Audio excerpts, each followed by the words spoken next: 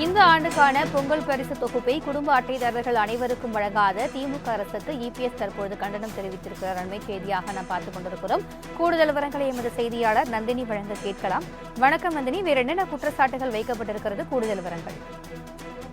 வணக்கம். பொங்கல் பரிசு மற்றும் பொங்கல் தொகுப்பை அறிவிக்கப்பட்ட குடும்ப அட்டைதாரர்கள் அனைவருக்கும் வழங்காத திமுக அரசுக்கு கண்டனத்தை பதிவு செய்து கொள்வதாக அதிமுக பொதுச் செயலாளர் எடப்பாடி பழனிசாமி அறிக்கை வெளியிட்டிருக்கிறார்.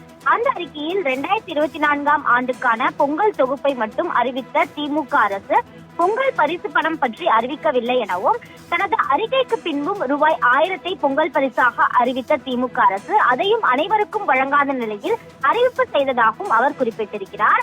பொங்கல் பரிசு பணத்தை நேரடியாக குடும்ப அட்டைதாரர்கள் வங்கி கணக்கில் வரவு வைக்க சொல்லி வந்த கோரிக்கைகளையும் திமுக அரசு ஏற்க மறுத்துவிட்டதாக குறிப்பிட்டுள்ள அவர், அதிமுக ஆட்சி காலத்தில் பொங்கல் பரிசு பணம் மற்றும் பொங்கல் தொகுப்பை வாங்காதவர்கள் பொங்கல் விடுமுறைக்கு பிறகு நியாய விலைக் கடைகளுக்கு சென்று வாங்கிக் கொள்ளலாம் என்ற நிலை இருந்ததாகவும், எந்த குடும்ப அட்டைதாரர்களும் விடுபடாமல் பார்த்துக் கொண்டதாகவும் அவர் குறிப்பிட்டிருக்கிறார்.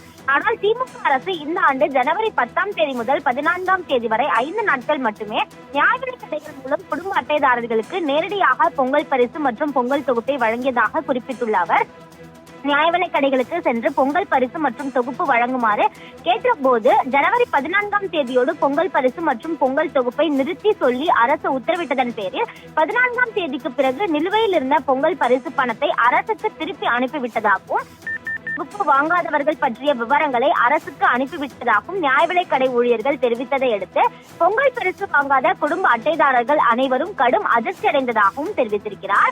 100 முதல் 200 வரை ஒவ்வொரு கடையிலும் பொங்கல் பரிசு வாங்காதவர்களின் எண்ணிக்கை இருப்பதாக குறிப்பிட்டுள்ள அவர், 2023 ஜனவரி பொங்கலின் போது முந்திரி, திராட்சை, ஏலக்காய், கரும்பு வழங்காமல் பொங்கல் தொகுப்பை அரசு அறிவித்ததோடு தன்னுடைய அறிக்கை மற்றும் விவசாயிகளின் போராட்டத்தின் காரணமாக கரும்பு சேர்க்கப்பட்டதாகவும், இந்த ஆண்டுக்கான பொங்கல் பரிசு மற்றும் பொங்கல் தொகுப்பை சுமார் 25% மேலான குடும்ப அட்டைதாரர்கள் வாங்காத நிலையில் 5 நாட்களில் நிறுத்திய திமுக அரசு கடும் கண்டனத்தை தெரிவித்துக் கொள்வதாகவும் குறிப்பிட்டிருக்கிறார்.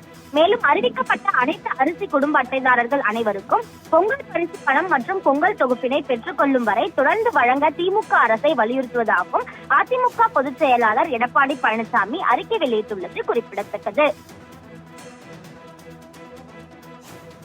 கூடுதல் விவரங்களுக்கு நன்றி நந்தினி.